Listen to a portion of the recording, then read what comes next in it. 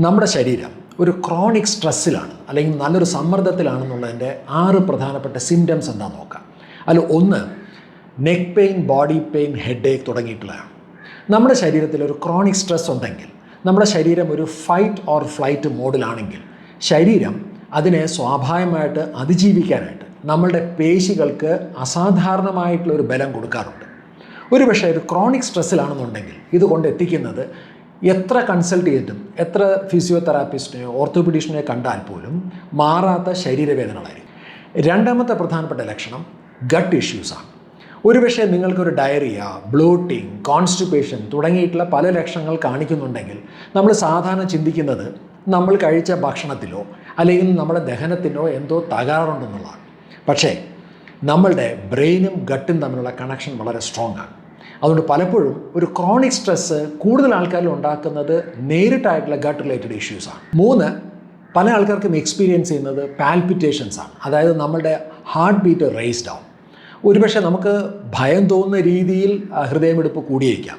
ഒരു ഹൃദയാഘാതത്തിൻ്റെ ലക്ഷണമെന്ന് വരെ തോന്നാവുന്ന രീതിയിൽ ഒരുപക്ഷെ ഒരു കാർഡിയോളജിസ്റ്റിനെ വിസിറ്റ് ചെയ്യാനോ ഒരു ECG എടുക്കാനോ തോന്നുന്ന രീതിയിൽ ഹാർട്ട് ബീറ്റിൽ വ്യത്യാസം ഉണ്ടാകും. ഇതിൻ്റെ പ്രധാനപ്പെട്ട കാരണം ഒരു ക്രോണിക് സ്ട്രെസ് ഉണ്ടാകുന്ന സമയത്ത് നമ്മുടെ ശരീരത്തിലുണ്ടാകുന്ന ചില ഹോർമോണുകളാണ്. Cortisol, adrenaline. അതുമൂലമുണ്ടാകുന്ന ഉയർന്ന ഹൃദയമിടിപ്പുകളാണ്.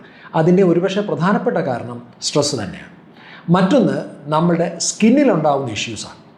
സ്കിൻ ഫ്ലെയറപ്പുകൾ. ഒരുപക്ഷെ അതിൻ്റെ പ്രധാനപ്പെട്ട കാരണം ഇത്തരം സന്ദർഭങ്ങളിൽ നമ്മുടെ ശരീരം കൂടുതൽ ഓയിൽ ഉൽപ്പാദിപ്പിക്കും. അപ്പോൾ ഒരുപക്ഷെ ആക്നെ, മുഖക്കുരു അല്ലെങ്കിൽ സ്കിന്നിലൊക്കെ ഉണ്ടാകുന്ന റേസ്ഡ് ആയിട്ടുള്ള ലീഷൻസ്, അതുപോലെ തന്നെ സോറിയാസിസോ അല്ലെങ്കിൽ അതുപോലെ എക്സിമയൊക്കെ ഉള്ള ആൾക്കാർക്കാണെങ്കിൽ അതൊന്ന് ഫ്ലെയറപ്പ് ചെയ്യുക.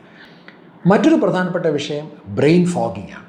നമ്മളുടെ ശരീരം ഒരു ഫൈറ്റ് ഓർ ഫ്ലൈറ്റ് മോഡിലാണെങ്കിൽ, ഒരു ക്രോണിക് സ്ട്രെസ് മോഡിലാണെങ്കിൽ ഡെഫിനറ്റ്ലി ഹൈജാക്ക് ചെയ്യപ്പെടുന്ന ഏറ്റവും പ്രധാനപ്പെട്ട ഒന്ന് നമ്മളുടെ പ്രീ ഫ്രോണ്ടൽ കോർട്ടെക്സ് ആണ്.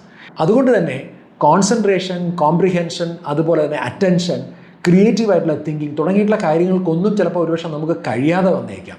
നമുക്കിതിനെ ബ്രെയിൻ ഫോഗ് എന്ന് വിളിക്കാം. മറ്റൊരു പ്രധാനപ്പെട്ട വിഷയം ഉറക്കവുമായിട്ട് ബന്ധപ്പെട്ട വിഷയങ്ങളാണ്. മേ ബി ഒന്ന് ഉറങ്ങി, പക്ഷേ ഇടയ്ക്കൊന്ന് എണീക്കുന്നു, പിന്നെ ഉറങ്ങാൻ കഴിയുന്നില്ല. അല്ലെങ്കിൽ ഉറങ്ങാൻ കിടന്നു, കുറേ സമയമായിട്ടും ഉറക്കം വരുന്നില്ല. അല്ലെങ്കിൽ നന്നായിട്ട് ഉറങ്ങി, പക്ഷേ എണീറ്റിട്ട് ഭയങ്കരമായിട്ടുള്ള ക്ഷീണം, ഒരു മോർണിംഗ് ഒരു സ്ലഗിഷ്നെസ്. ഇതിൻ്റെ പ്രധാനപ്പെട്ട കാരണവും സ്ട്രെസ്സ് തന്നെയായിരിക്കാം. ഒരുപക്ഷെ സ്ട്രെസ് എക്സ്പ്രസ് ചെയ്യുന്ന ഈ ഓർഗൻസിനെയും ഈ സിംറ്റത്തിനെയും നോക്കി ട്രീറ്റ്മെൻറ്റ് ചെയ്യുന്നതിന് പകരം എന്തുകൊണ്ട് സ്ട്രെസ് ഉണ്ടായി എന്നുള്ള വിഷയത്തിൽ ഒരുപക്ഷെ ഒരു ശാസ്ത്രീയമായ ഒരു പിന്തുണ, ഒരു പ്രൊഫഷണൽ സപ്പോർട്ട് എടുക്കുന്നത് തന്നെയാണ് ഏറ്റവും ഉചിതം.